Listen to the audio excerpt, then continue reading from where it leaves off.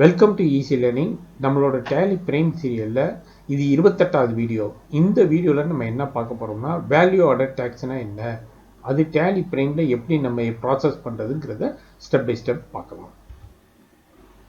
Value added tax, இந்த வேட்டை பொறுத்த வரைக்கும் நம்மளோட இந்தியன் டேக்ஸ் சிஸ்டத்தில் ஏப்ரல் 2005 இன்ட்ரடியூஸ் பண்ணிட்டாலும் ஸ்டேட் லெவலில் பார்த்தீங்கன்னா 2 ஜூன் 2014 தான் இம்ப்ளிமெண்ட் பண்ணாங்க. அதுக்கப்புறம் பார்த்தீங்கன்னா பழையபடி 2017 ஜிஎஸ்டி இம்ப்ளிமெண்ட் பண்ணோன்னா வேட்டில் உள்ள ப்ராடக்ட் எல்லாமே வந்து ஜிஎஸ்டியில் ஆட் பண்ணிட்டாலும் ஒரு சில ப்ராடக்ட், அதாவது இந்த பெட்ரோலியம் ப்ராடக்ட், ஹியூமன் கன்சம்ஷனுக்காக யூஸ் பண்ணுற ஆல்கஹால், இது எல்லாமே பார்த்தோம்னா ஸ்டில் இன்னும் வேட்டில் தான் இருக்குது, பழைய டேக்ஸ் ஸ்ட்ரக்சரில் தான் இருக்குது.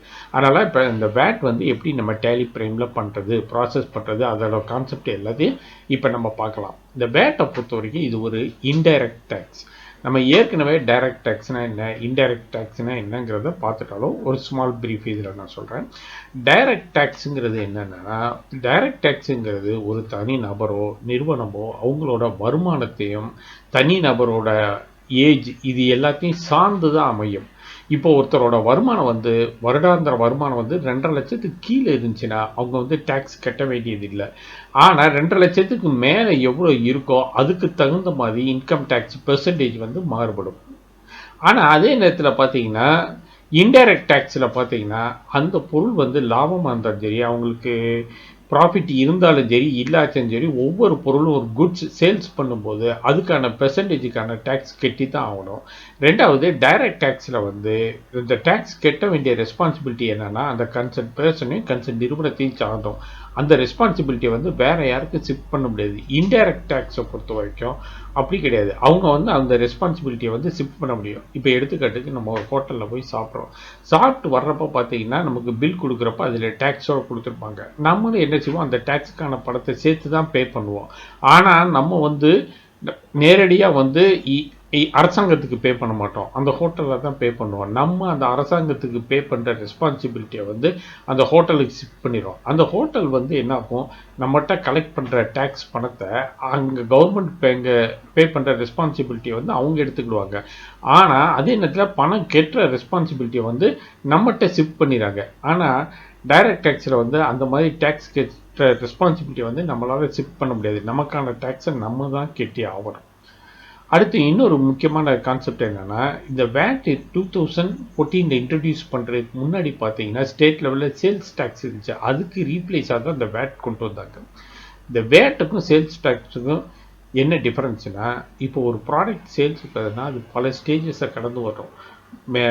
அதாவது ப்ராடக்ட் மேனுஃபேக்சர் ஒருத்தர் பண்ணுவாங்க, அவங்க வந்து டிஸ்ட்ரிபியூட்டர்கிட்ட போகும், அப்புறம் டிஸ்ட்ரிபியூட்டர்லேருந்து ஹோல்சேலர் போகும், ஹோல்சேலர்லேருந்து ரீட்டெயிலர், ரீட்டெயிலர்லேருந்து கன்சியூமர் வரும். இப்படி பல ஸ்டேஜஸை கடந்து வரும். சேல்ஸ் டேக்ஸை பொறுத்த வரைக்கும் அந்த அதைத்தான் சப்ளை செயின்பாங்க. அந்த கடைசி பாயிண்டில் தான் அவங்க வந்து டேக்ஸ் வந்து ரெக்கவர் பண்ணுவாங்க. ஆனால் வேட்டை பொறுத்த வரைக்கும் அப்படி கிடையாது. அது கடந்து வர்ற ஒவ்வொரு ஸ்டேஜ்லேயும் வந்து டேக்ஸ் வந்து கலெக்ட் பண்ணுவாங்க. இதைத்தான் மல்டி ஸ்டேஜ் டேக்ஸும்பாங்க. இது எப்படிங்கிறத இப்போ நம்ம பார்க்கலாம். இந்த சப்ளை செயின்னா என்னங்கிறத இப்போ நம்ம பார்ப்போம். இப்போ எக்ஸாம்பிளுக்கு எடுத்துக்கிட்டால் நம்ம வந்து ரீட்டைலர் ஷாப்பில் வந்து கோதுமை மாவு பாக்கெட்டில் பர்ச்சேஸ் பண்ணுவோம். அப்படி பர்ச்சேஸ் பண்ணுற அந்த கோதுமை மாவு வந்து என்னென்ன ஸ்டேஜஸை தாண்டி வந்திருக்கு அப்படின்னு பார்த்தோம்னா, ஃபஸ்ட்டு ஃபார்மர்ஸ் அவங்க தான் வந்து கோதுமையை தானியமாக உற்பத்தி பண்ணுவாங்க. அப்படி உற்பத்தி பண்ணுற தானியங்களை வந்து சில ஏஜென்சிஸ்கிட்ட சேல்ஸ் பண்ணிடுவாங்க. அந்த ஏஜென்சிஸ்லாம் என்ன பண்ணுவாங்க, விவசாயிகள்கிட்ட பர்ச்சேஸ் பண்ணுற தானியங்களை சம் ப்ராஃபிட் வச்சு மேனுஃபேக்சரர்கிட்ட சேல்ஸ் பண்ணுவாங்க. அப்படி சேல்ஸ் பண்ணும்போது அதுக்கான டேக்ஸ் அமௌண்ட்டையும் சேர்த்து தான் கால்குலேட் பண்ணி இன்வாய்ஸ் ஜென்ரேட் பண்ணுவாங்க.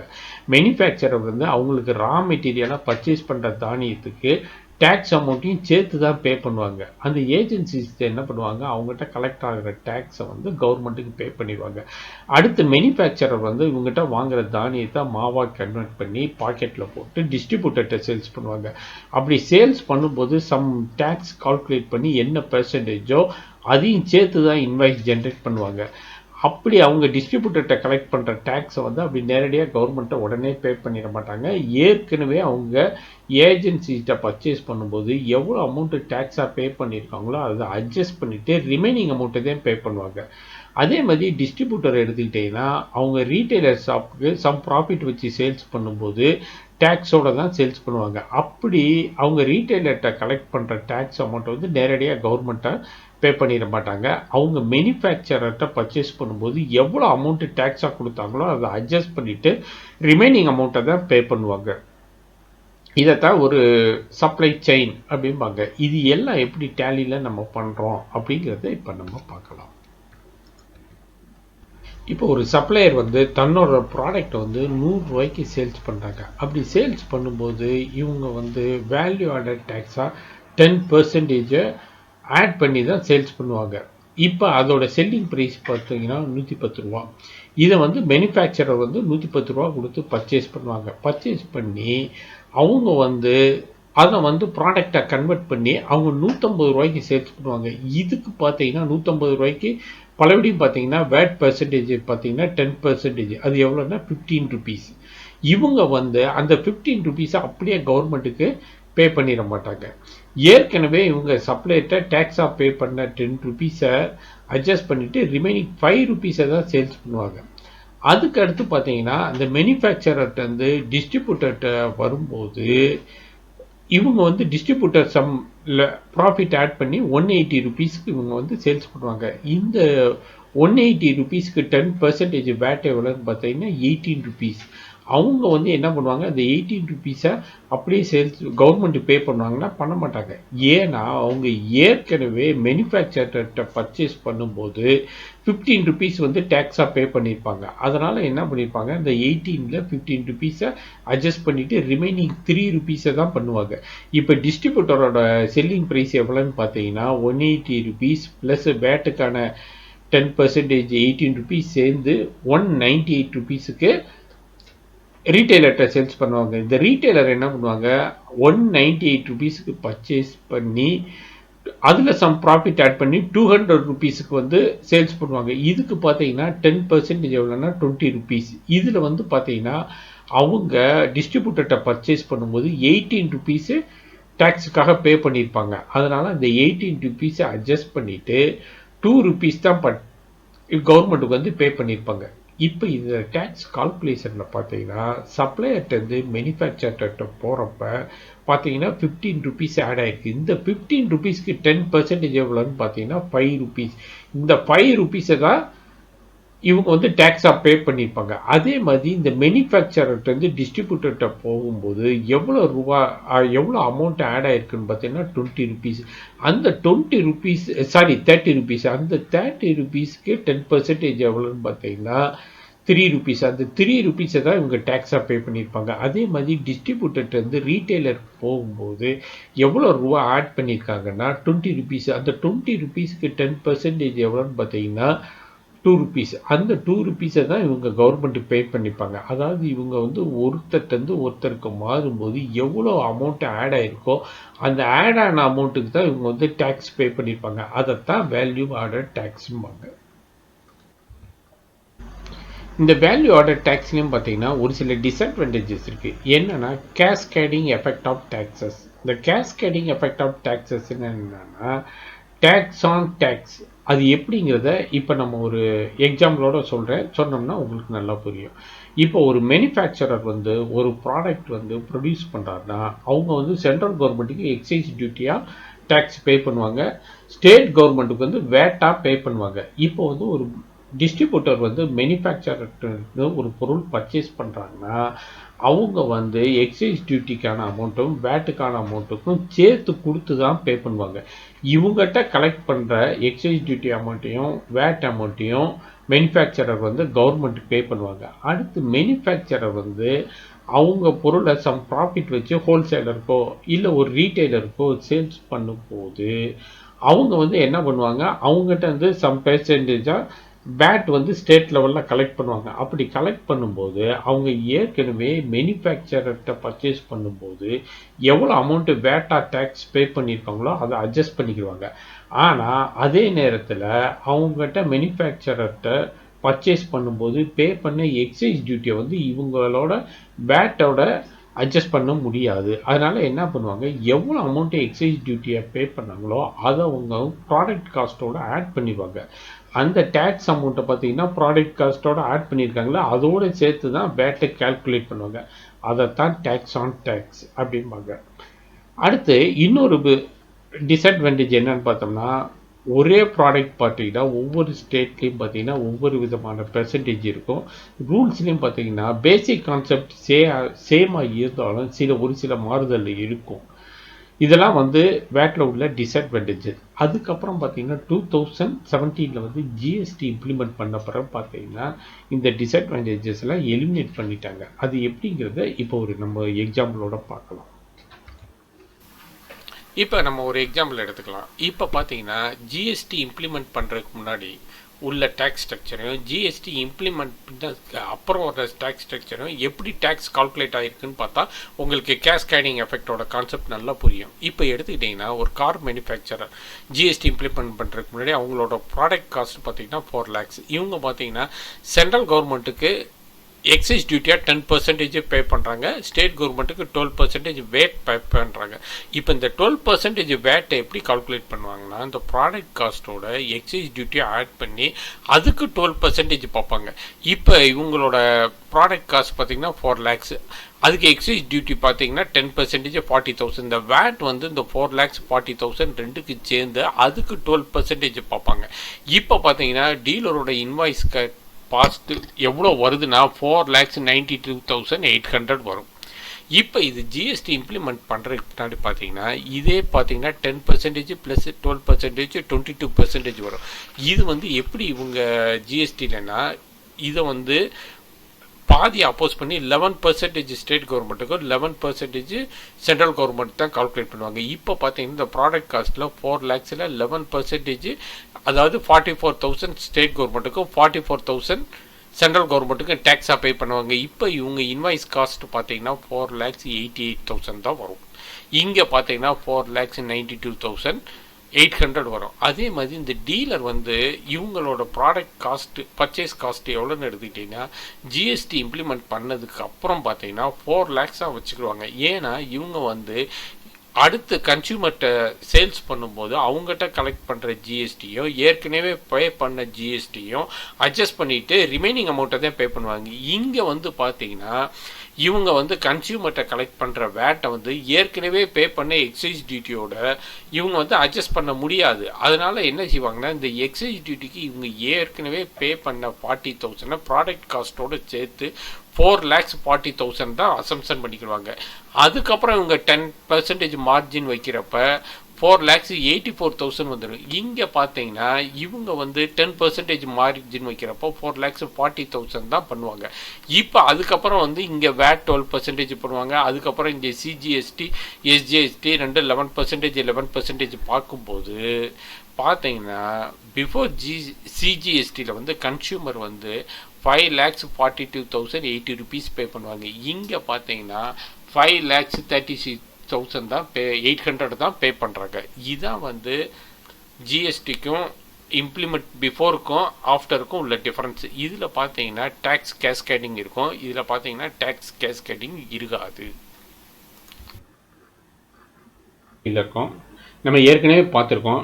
டேலியில் எந்த டிரான்சாக்ஷன் பண்ணுறதா இருந்தாலும் ஃபஸ்ட்டு ஒரு கம்பெனி கிரியேட் பண்ணணும், அப்புறம் நமக்கு தேவையான லெஜர்ஸ்லாம் கிரியேட் பண்ணணும், அதுக்கப்புறம் ஓப்பனிங் பேலன்ஸ் என்ட்ரு பண்ணோம், அதுக்கப்புறம் தான் நம்ம எந்த டிரான்சாக்ஷனுமே பண்ண முடியும். இப்போ இதில் பார்த்தீங்கன்னா வேல்யூ ஆடட் டேக்ஸ் அப்படின்னு ஒரு கம்பெனி கிரியேட் பண்ணிட்டோம்.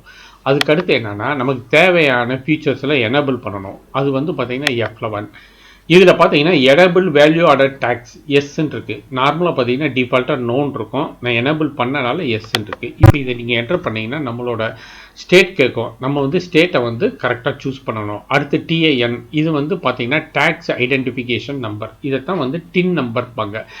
இது வந்து பார்த்தீங்கன்னா கமர்ஷியல் டேக்ஸ்லேருந்து ஒவ்வொருத்தருக்கும் ஒரு யூனிக் நம்பர் அசைன் பண்ணுவாங்க. நம்மளோட எல்லா டிரான்சாக்ஷனும் இந்த நம்பரை வச்சு தான் ட்ராக் பண்ணுவாங்க.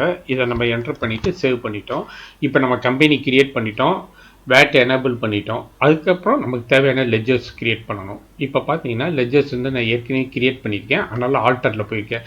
ஃபஸ்ட்டு பார்த்தீங்கன்னா ஆல்கஹால் லிக்கர் சப்ளையர், இவங்க வந்து ஒரு சன்ட்ரி கிரெடிட்டார், இவங்க தான் நமக்கு தேவையான பொருட்களை வந்து இவங்ககிட்ட தான் பர்ச்சேஸ் பண்ண போகிறோம், அதனால சன்ட்ரி கிரெடிட்டார்.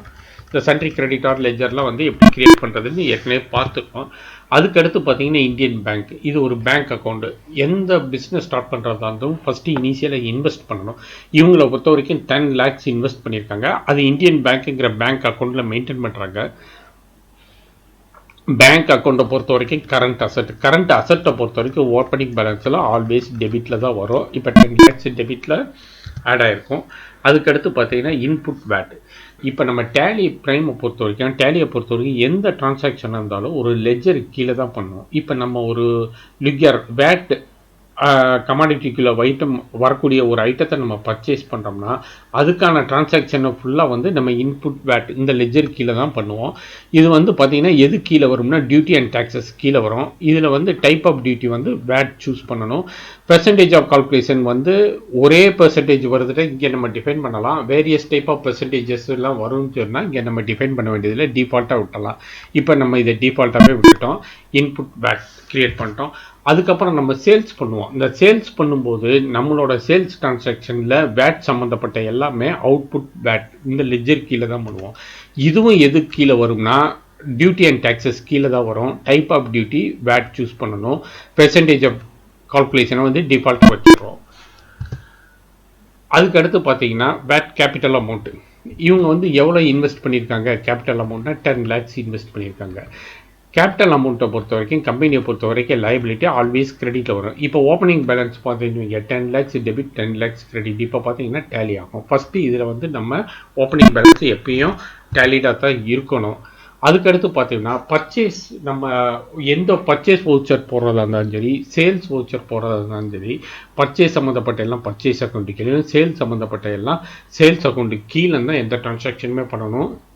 இப்போ பார்த்தீங்கன்னா பர்ச்சேஸ் அக்கௌண்ட், இப்போ VAT purchase at the rate of 20% ஒரு லெஜர் கிரியேட் பண்ணுறோம். இது வந்து பர்ச்சேஸ் அக்கௌண்ட் கீழே வரும். இதில் வந்து வேட் அப்ளிகபிள் நம்ம கொடுத்துட்றோம். அதுக்கப்புறம் அதே மாதிரி VAT sales at the rate of 20% ஒரு லெஜர் கிரியேட் பண்ணுறோம். இது எது கீழேன்னா சேல்ஸு கீழே தான் வரும்.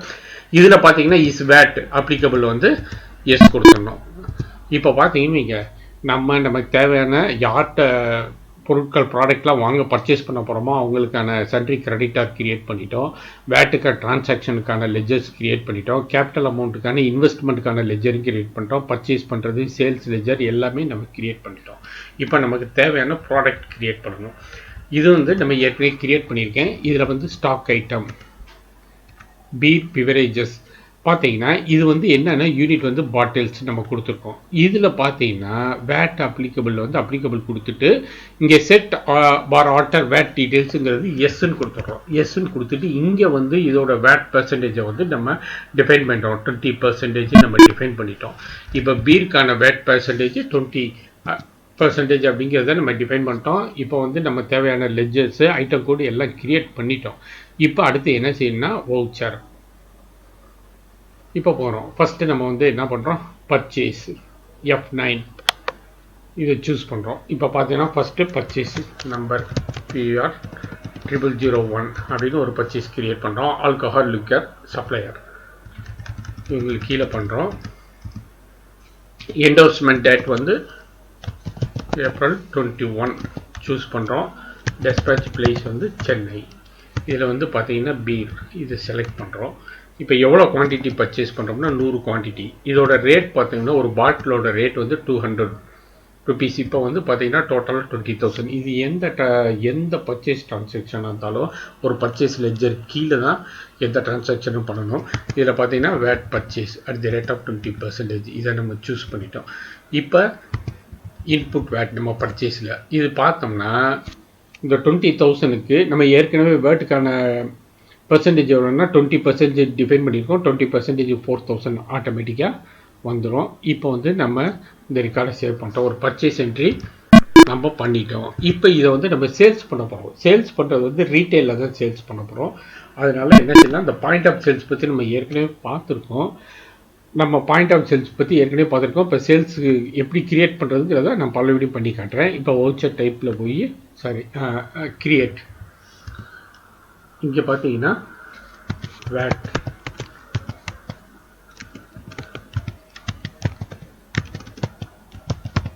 அப்படின்னு ஒரு வவுச்சர் டைப் கிரியேட் பண்ணுறேன். இது எது கீழே வரும்னா சேல்ஸ் இப்போ மற்ற எல்லாத்தையும் டிஃபால்ட் ஆப்ஷனை வச்சுக்கிறேன். இப்போ use point of invoicing yes கொடுத்துட்றோம். இங்கே மெசேஜ் என்ன பிரிண்ட் கேட்குது கிளிக்கு.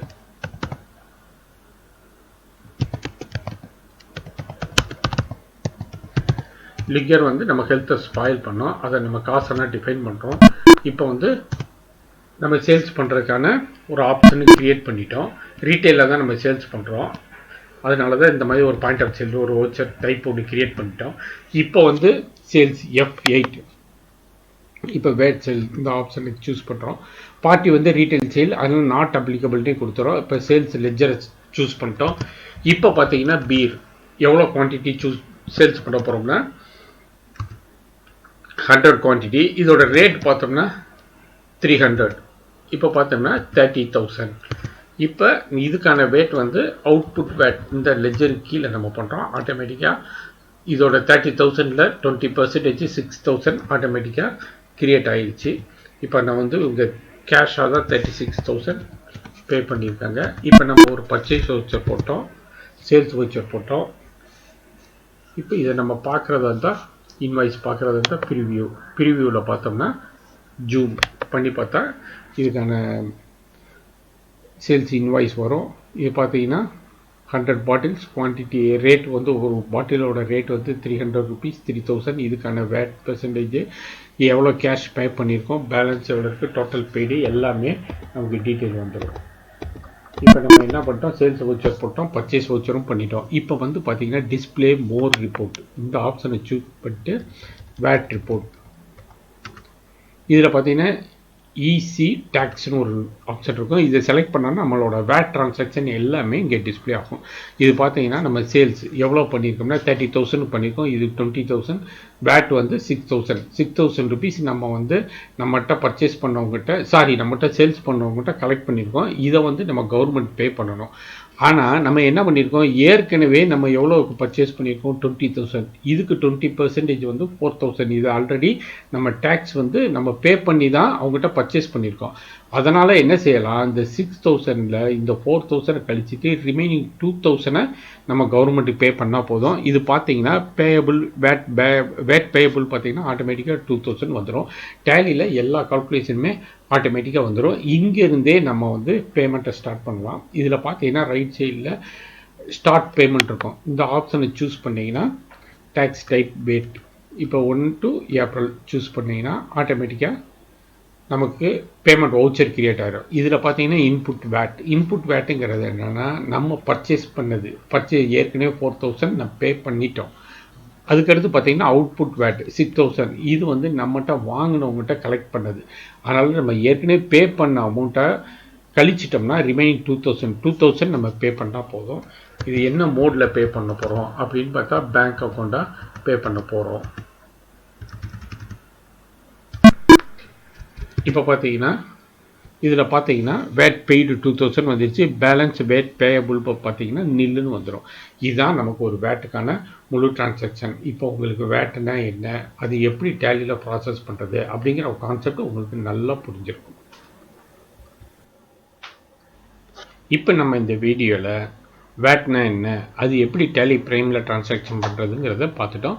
இப்போ இந்த வீடியோ உங்களுக்கு பிடிச்சிருந்தால் லைக் பண்ணுங்கள், ஷேர் பண்ணுங்கள், சப்ஸ்கிரைப் பண்ணுங்கள்.